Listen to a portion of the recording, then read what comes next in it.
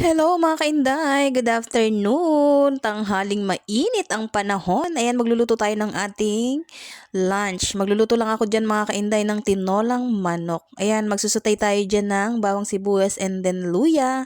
Ilalagay na natin yung chicken hanggang sa masutay siya ng masutay para matanggal ang lansa. After that, nang masutay natin, syempre, lalagyan natin yan ng patis para may lasa. Yan, lalagyan natin ng konting patis, sauté pa rin hanggang sa ah, manuot dun sa chicken yung ating patis at ang ating mga ginilagay na pampalasa. Ayan, syempre sinamahan ko na din yan ng sili, mga kainday, para mayroong sipa. Charot. Yan, tingnan nyo. Susutay pa rin natin yan. Sasangkot siya pa rin natin yan hanggang sa matuyo na yung katas ng chicken. 'Di ba kasi makakainda yung chicken kasi kumakatas siya. Hindi natin maintindihan bakit ba talagang may katas siya or may tubig siya na ano, 'di ba? Tatanggalin na muna natin yung katas niya. After matuyo na yung konting katas, ilalagay ko na yung sayote.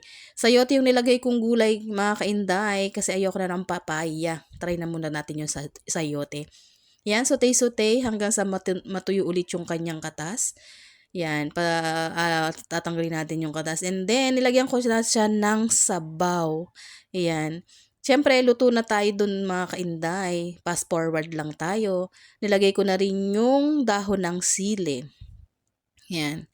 Dahon ng sili yung nilagay natin para, di ba, ganun sa tinola, parang napakasarap pag dahon ng sili yung ilalagay mo. Ayan, pakukulaan lang din natin yan at after na medyo okay na yung dahon ng sili, titikman natin kung okay ba yung lasa niya, kung okay na rin ba yung timpla, 'di ba mga kainday? Ayan. Super kulo-kulo na siya sa sobrang init, yan. Titikman natin yan guys para kasi tiningnan ko na rin yung sayote diyan.